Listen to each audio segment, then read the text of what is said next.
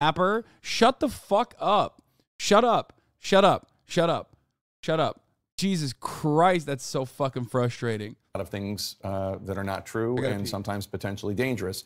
But we do have some, a small portion, so you can get a sense of his state of mind and how he might be framing his defense. I want to get your reaction to it. We're going to start, of course, I just want to note, he begins this clip we're about to show you by making unfounded claims about the charges against him, untrue and unfounded claims about the charges against him, and the people he thinks are behind it. So I just want to preface it by saying that, and then at the end of the clip, you're going to hear him frame what could actually be part of his defense. So here's a little clip.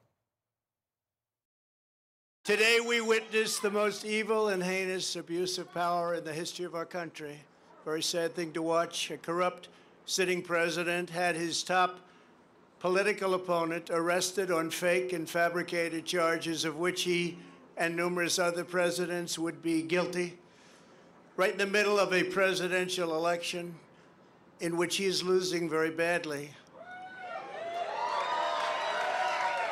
This is called election interference and yet another attempt to rig and steal a presidential election. More importantly, it's a political persecution like something straight out of a fascist or a communist nation. This day will go down in infamy, and Joe Biden will forever be remembered as not only the most corrupt president in the history of our country, but perhaps even more importantly, the president who, together with a band of his closest thugs, misfits, and Marxists, tried to destroy American democracy. But they will fail, and we will win bigger and better than ever before. The Espionage Act has been used to go after traitors and spies. It has nothing to do with a former president legally keeping his own documents. As president, the law that applies to this case is not the Espionage Act, but very simply the Presidential Records Act, which is not even mentioned in this ridiculous 44-page indictment. Under the Presidential Records Act, which is civil, not criminal, I had every right to have these documents. Okay, a lot to unpack there. I'm not going to make you fact check, but just quickly, the Presidential Records Act, that's the defense he's going to bring, that's fine. There is no evidence that he legally kept these documents. They're not his documents. They belong to the American people. There's no evidence that Joe Biden had anything to do with this charges brought by the special counsel. The charges are not fake. The charges are not fabricated. He's not losing an election. The election hasn't started, and he hasn't even gotten the presidential nomination. There's no evidence that this is election interference. We do not live in a fascist state. And in terms of trying to destroy American democracy, we all know who tried to actually undo an election, and it's not Joe Biden, it's Mr. Trump. That said, your response. You know, I think Donald Trump is the king of saying one thing to his supporters and doing another, doing the opposite in private. And in this circumstance, one of just the most brightest examples of that is of him today coming before his supporters and telling them, I was totally above board. I know that I was above board. This was part of the Presidential Records Act. But what we see in this indictment is a recording and also testimony of people telling people close to him, I could have declassified this. I did not declassify this. You shouldn't look at this because it is not allowed, because this is still a secret document. So this is just Trump in true form, in where he says one thing to his supporters, says another thing privately, but then also insinuates that he is a victim of a system that has been developed purely for his own privilege and benefit. Do you think that, I mean, we've heard some clips from Republicans on the Hill. Congressman Don Bacon, a veteran, a Republican from Nebraska. Now, he's in a swing district, but he's been very critical. Obviously, Chris Christie has been critical. Bill Barr has been critical. Asa Hutchinson, who's running against him, has been critical. Nikki Haley made comments, if her husband's deploying, if this kind of thing could put my husband's life at risk. Do you see any break in the fever? I mean, have you heard from any Republicans on Capitol Hill not just the Mike Lawlers of the world who are already like Trump skeptics, but that's a congressman from New York for people who don't know. I know you know, but Republican. But I mean, from other Republicans, are people just sick of this already? You know, I do think that what is happening now is also layered into a bubbling political tension in what is happening in the House. Right now, some of the House's most staunch extremists, who are also some of Trump's most loyalist members of the House, have also ground legislating to a halt. And it seems to have been made very clear, and they have sent a direct message to Speaker McCarthy that McCarthy's either going to follow their orders or they're going to shut this whole place down. And that, I think, has created an enormous schism that is starting to happen within House Republicans, and this will absolutely exacerbate it, because what is detailed in this indictment is completely indefensible, on top of a conviction around rape charges that just happened out of the state of New York, and we don't even know what's happening in Georgia yet. This level of misconduct, of criminality, is getting to a point where it is indefensible. And I do believe that we are approaching that point. You talked about the E. Jean Carroll rape charges. It's a civil case. He was found liable for sexual abuse, and I think he had to pay $5 million, something along those lines. A judge just ruled that E. Jean Carroll could add to her complaint against him because he went after her and defamed her at that Trump town hall. Absolutely. Calling her a whack job. What do you think of that? Well, I mean, it also continues to convey his commitment to intimidation and to political intimidation, use of his platform towards intimidation. And to think that that would stop simply at one of his sexual assault victims is very naive. What we're seeing here, as outlined in this indictment and in these documents, right now, one of the things that we had to hear out of this court was that he could not contact his body person throughout this process, because we have seen a pattern that suggests a tendency towards obstruction of justice. I don't think he can talk. He's allowed to talk to him. He's not allowed to talk to him about the case. Right. Yeah. Correct. So one of the House Republicans, Andy Biggs, he is calling this a war phase. He's obviously a Trump loyalist. Republican Senator J.D. Vance, another Trump loyalist, has announced that he's going to hold all nominees to the Department of Justice. He's going to block them. Like, no votes will be allowed on them, he says, indefinitely because of this indictment. Is Washington just going to shut down, do you think, ultimately?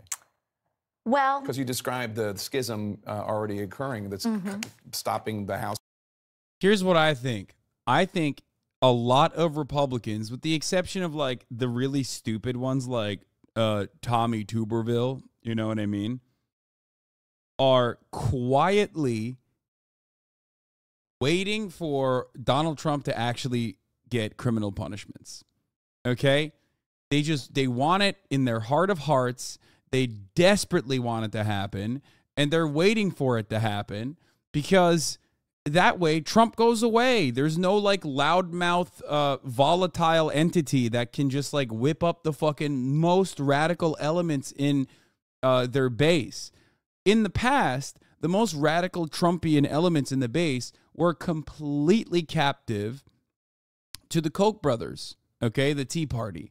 Like, these guys were basically doing whatever the fuck these Koch brother-backed networks of right-wing think tanks were telling them to do.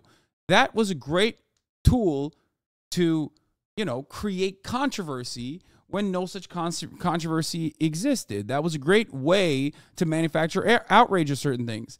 Donald Trump came in and captivated that base in this incredibly unique manner. All of a sudden, a weapon that the Republican Party wielded in the past turned into a weapon that could be wielded against them. So now they want Donald Trump to fucking quietly go away. Okay? 100%. Now you're going to have everyone walk this tightrope where they'll say, like, it's really fucked up that they are attacking Donald Trump by utilizing the Department of Justice, like more like the Department of Injustice. But the reality is that they all secretly are like, oh my God, thank fucking Lord. Thank Jack Smith. I would suck Jack Smith off if I could. Finally, they're getting rid of the Trump scourge. Okay? That's it. They're going to say whatever the fuck they want to say. They're going to say whatever the fuck they can get away with saying on camera because they don't want to piss off the base. They can't come across like they're anti-Trump until Trump is completely gone. But watch. That motherfucker is gone. Immediately, they're going to start, immediately, as soon as people start forgetting that Trump is a person, is a viable entity, when you're not in an election cycle, everyone's going to start fucking doing pot shots at Donald Trump, okay? If he actually does somehow end up losing the Republican primary. Now, if he doesn't, then they will maintain the Tucker Carlson role, where in private correspondences, they'll say they hate Trump, they hope he dies. Why is this man who's like half lard, half human, still very much alive and kicking, and literally looks more mentally competent than Joe Brandon? They'll say stuff like that in private, but in public, they'll just say, oh my God, we love Trump. What do you mean? Don't ever come after Trump. Okay? Because the base loves him. And not the entire base, but the base that matters the most. The ones that help you win the Republican primaries. Those are the people that love Donald Trump. Okay? From doing its business. Well, I do think that is a... Just a reminder, being fat means living a couple inches forward with your gut.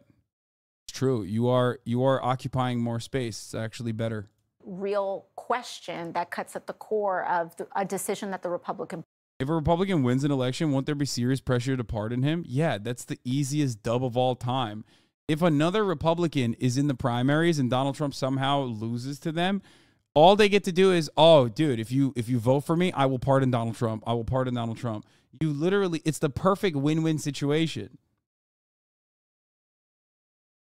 Without Donald Trump in question, if he's not in play for one reason or another, the Republican primaries basically turns into who will pardon Trump harder. You crazy? Ron DeSantis would be like, I will be the one to pardon Donald Trump the most hard. Donald Trump could execute someone in prison. I will pardon him for that as well. Party is going to have to make if they are going to try to survive as a political party in the United States. We just saw that they experienced much lower gains than they thought they would last year in the 2022 midterm elections. We are also seeing the ramifications of an extreme Supreme Court that has several members that were appointed by President Trump. And additionally, with the erosion of the legitimacy of the court, with the conduct of Clarence Thomas, Brett Kavanaugh, and others, the Republican Party is very much at a crossroads right now. And they are going to have to decide if they are going to choose a cult of personality for this country. And that is what cuts at the core of this case. And I believe the American people are also going to have to decide if this is something that we are going to accept.